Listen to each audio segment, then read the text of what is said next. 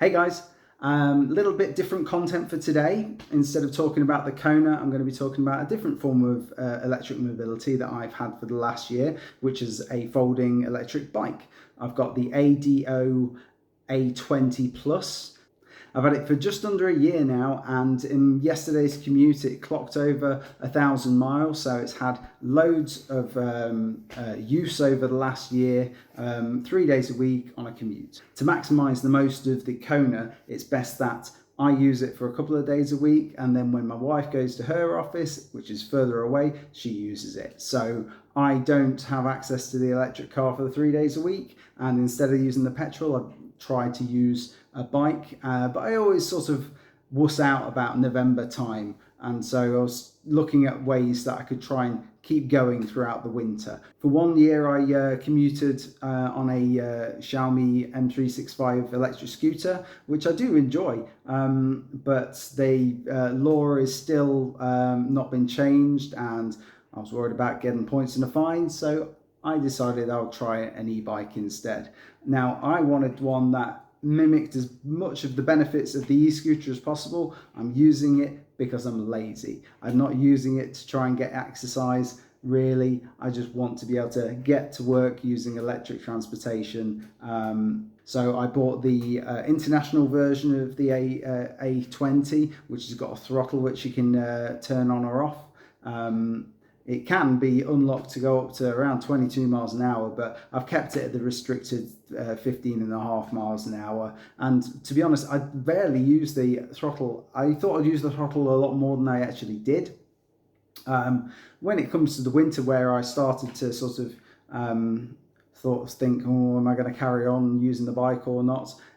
Bit of electric assist is great. It keeps you warm. If you're using the throttle, which I found on the scooter, if you just throttle it all the way for 4 miles, you get very cold. So actually, just pedaling normal, not really straining, but just having a gentle bit of exercise, it keeps you warm on the commute. So you can just dress warmly in the clothes that you'd wear to work, just with a waterproof coat and sometimes waterproof trousers if necessary. And I've managed to make it through the winter with relative ease. I've enjoyed it, in fact, getting a bit of fresh air every morning. So anyway, let me show you how the bike's holding up. So what have I got to highlight on the bike? The paintwork is quite thin paint, so there's quite a few scuffs along the frame here and here, which happened about halfway through the year. So the paintwork isn't especially well, that's why it's not especially well painted. But more importantly, there's all the nuts and bolts. You can see it's rusty, bit of rust in there, rust there, little bit of rust on that, rust there. So some of the nuts and bolts are really cheap and show rust quite quickly. Some of the niggles on the bike which frustrate me, one which is really annoying, is the key placement. It's got a key, which I guess is quite handy, but it's right under the frame where it gets really filthy. Even if you don't take it in and out, the main problem is when you fold it, these pedals swing underneath and catch this key.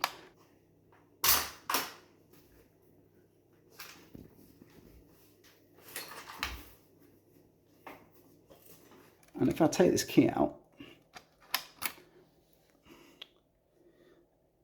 you can see it's bent. Now I've re-bent this key so many times because you leave it in and bends not every time, but a lot. And at some point that's going to snap off. I've got a spare, but that's really stupid. I don't know why they put it under there where it gets hit by the pedals. It's a really stupid design. As of yesterday, I folded my bike up to put it away for the weekend, and what happens when you fold the bike underneath, the light folds underneath the frame.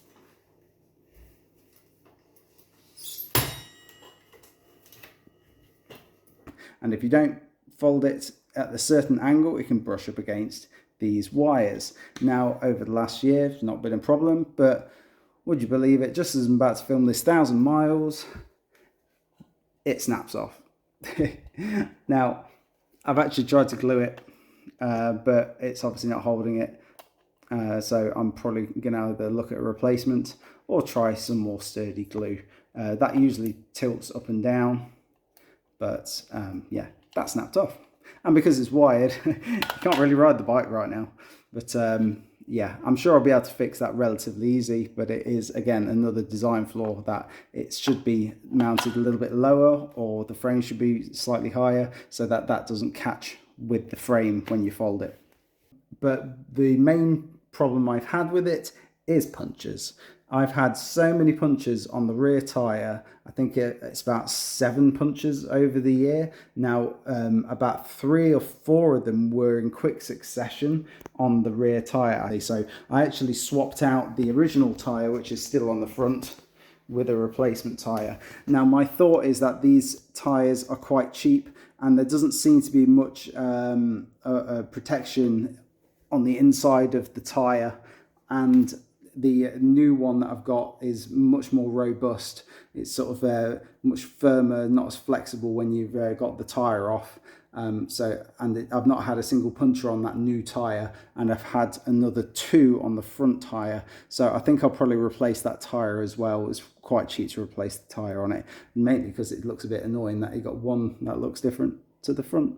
One final niggle is the brakes. The mechanical disc brakes. I'm used to hydraulic disc brakes on my hybrid regular bike, and they're so much nicer, so much smoother. There seems to be a bit of a judder on the front brake. You squeeze it, and no matter how gentle you are on squeezing that front brake, you get this juddering when you're braking, which is really annoying. One other little niggle that I forgot to mention was the battery pack inside the frame. I don't know how it passed testing, but the battery pack inside the frame rattles like mad. And when you're going over any uneven ground, it's rattle, rattle, rattle, rattle, rattle, rattle constantly. So one thing, it's not a deal breaker, but the one thing you'll need as soon as you buy it is some of this.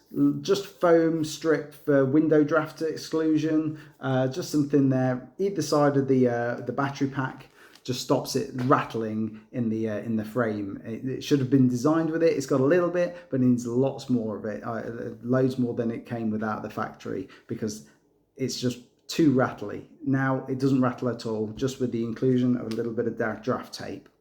Aside from that, they're all the negatives that I can think about the bike, and it's an honest review. That's I never saw any of those points when I was looking at the bike reviews, and it's worth knowing about these. But what are the positives? There are so many positives about this bike.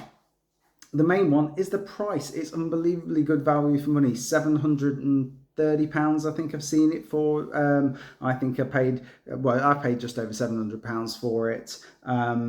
And there's not many e-bikes out there that are that value for money. I can't really talk about the range too much because my commute, I use it for commuting. That's all I've used it for. And my commute is 9 miles round trip. Does that absolutely fine. It hardly drops a bar on the battery. So I'm sure you'll be able to get 25 miles out of it easy on the 15.5 mile now, top speed, top setting, easily. But say I'll just use it for commuting, 9 miles round trip, no problem at all. So price, absolutely fantastic. It folds, which is great. I have used it occasionally to put it in the back of the car. It's not as easy as the old e-scooter to put in the back of the car, but it is possible to do. It's just a bit bulky, but it folds down nice enough to put in the back of the car. But mainly I've used it to, when I get a flat on the way to work, fold it up, take it on the tram with me, finish my commute on the tram. Another good point is the ride quality. It's a really comfortable ride, even though it's a smaller size frame and wheels are slightly smaller than a regular size bike. It feels very comfortable to ride. It's the saddle, it's really comfortable, and it's got a little shock absorber in the seat post so that it gives you that effect of having rear suspension. And the front suspension, although it's quite cheap, it does the job. It just takes the bumps out of the road. It's a £700 bike. It's not going to have the most refined suspension. The display is nice and clear and bright, and I've had no problems with the gears. 6 gears, the gear change is nice and smooth. As I've said, I don't tend to use the throttle much, but what I do use the throttle for is to get going. Because it's a cadence sensor rather than a torque sensor, I think I've got that the right way around. It just recognizes when the pedals are going round. It doesn't recognize how much pressure you're putting into the pedal. So it's quite dumb. You could just keep your pedal spinning with hardly putting any pressure in at all, and it will just go 15.5 miles an hour straight into it. But that does mean that there's very little, you can't modulate the speed except for using the up and down power buttons. So I've got it set so the option 1 is 9.5 miles an hour, option 2 is 12.5 miles an hour, and option 3 is 15.5 miles an hour. And you can tweak these settings, but generally I have option 4, which is throttle only. And what I tend to do is when I'm at a set of lights, put it into option 4 so that as soon as it goes green, I've tweak the throttle so I can get going straight away and then put it straight onto option 3, pedal assist. But it just means that when you set off, it doesn't take a few seconds for the pedals to go round before the motor kicks in. So if I had the choice, would I buy this bike again? Yeah, I would. It's really, really good value for money. What I haven't really said is why I wanted a folding e-bike. I've had my shed broken into and all of our bikes have got stolen in the past. And because of that, there's loads of locks.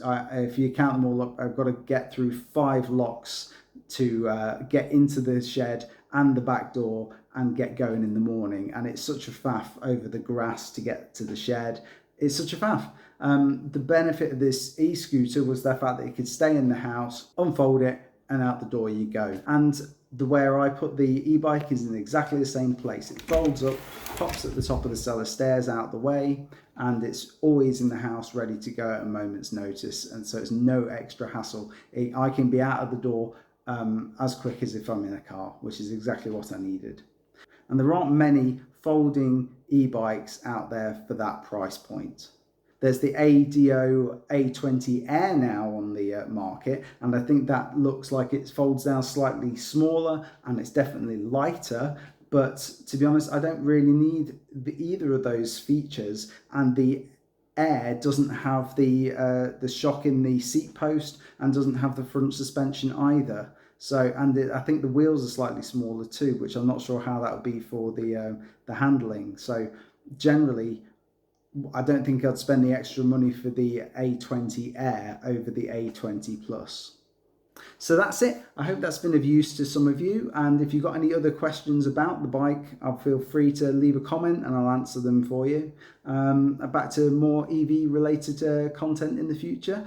But another thing to note, what's coming up on the horizon, I've just accepted a quote for an air source heat pump for the detached Victorian house. So if you've got any questions about that, or if you think you might like some videos on that, let us know. All right, see ya.